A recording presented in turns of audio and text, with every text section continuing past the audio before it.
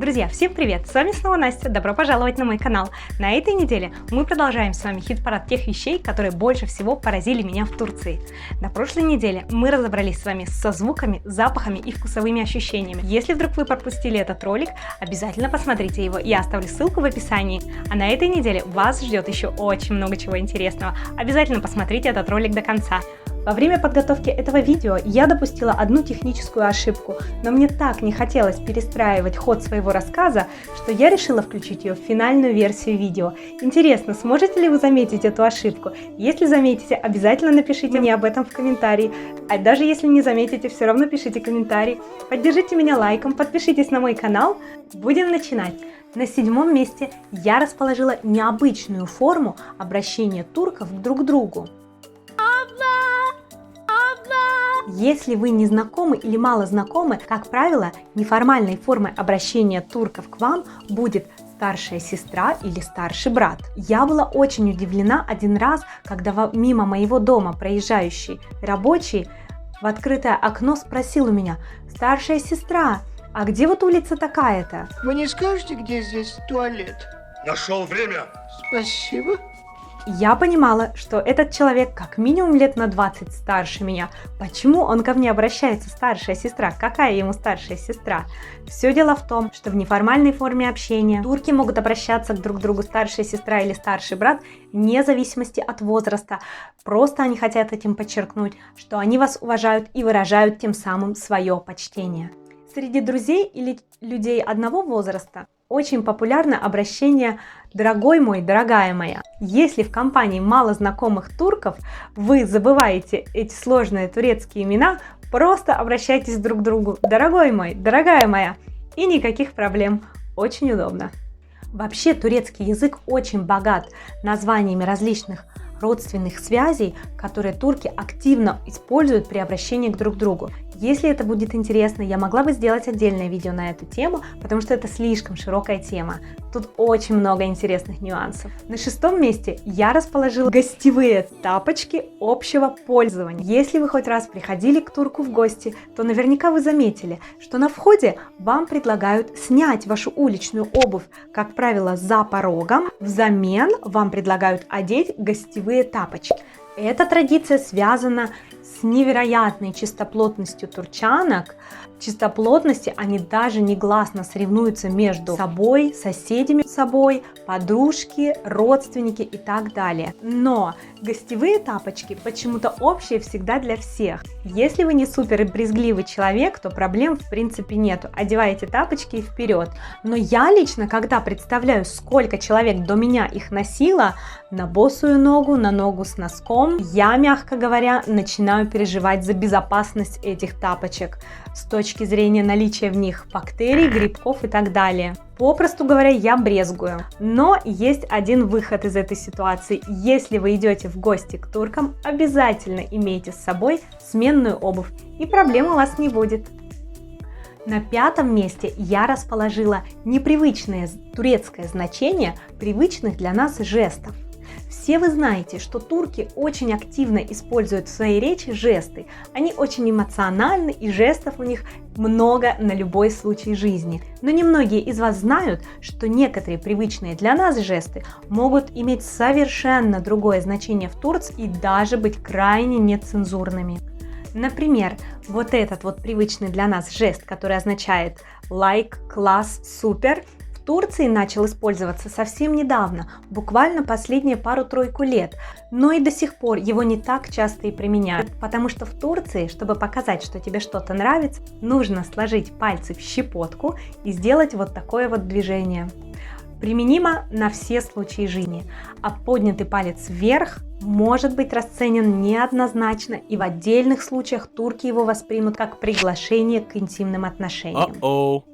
То же самое касается и жеста «Окей», который так часто используется при погружении под воду с аквалангом. В Турции тоже не рекомендую этот жест употреблять девушкам в общении с мужчинами, потому что он тоже как бы означает приглашение в опочивальню. Ну и самое, наверное, необычное значение привычного для нас жеста, вот этой вот нашей обычной простой фиги или дули, сложенной из 3 пальцев, которую, в принципе, используют все, даже дети ясельного возраста, в Турции категорически нельзя использовать нигде и никак, потому что она напрямую означает самый дальний посыл, который, в принципе, только может существовать в любом языке. У меня однажды был случай, когда на детской площадке мы с мамочками сидели, общались, и была одна недавно приехавшая в Турцию русская девушка, которая, что-то рассказывая эмоционально, активно использовала дули, чем просто шокировала сидящих рядом турецких мамочек. Страшно представить, что они там себе надумали. В общем, пришлось объяснить. На 4-м месте я расположила чрезмерную турецкую настойчивость, которая зачастую поражает вновь приехавших в Турцию туристов.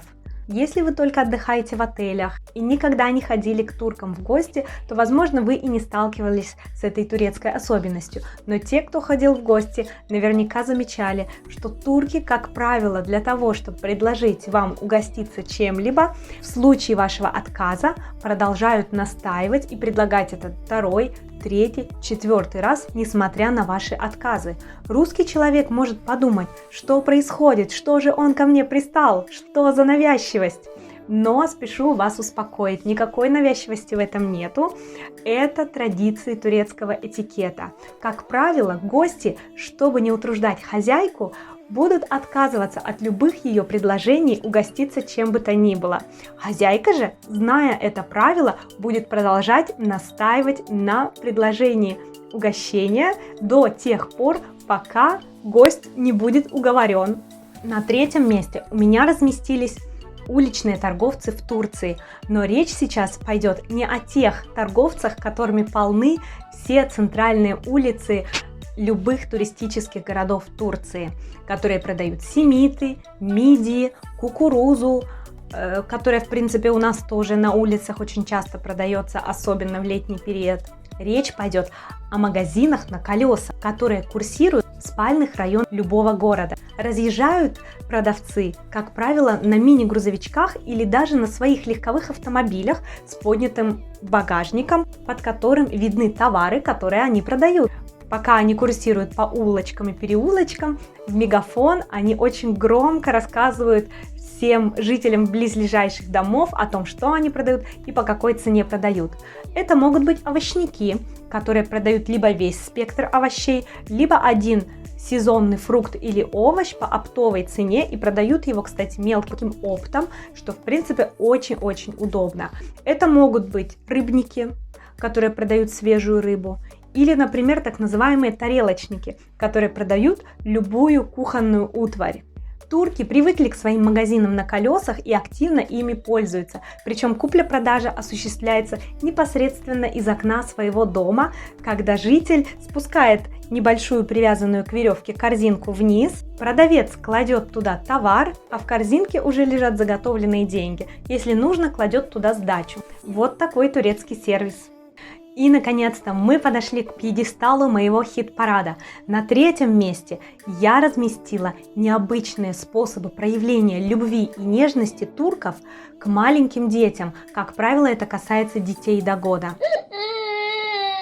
Сейчас я вам расскажу такую страшную историю, от которой волосы у вас просто станут дыбом. Турки, как правило, среднего и более пожилого возраста, для того, чтобы проявить свою нежность и любовь к маленьким деткам, начинают хлопать их по попе, причем не просто вот чуть-чуть, а с довольно-таки приложением большой силы. При этом все сидящие вокруг очень мило улыбаются, радуются и улюлюкают.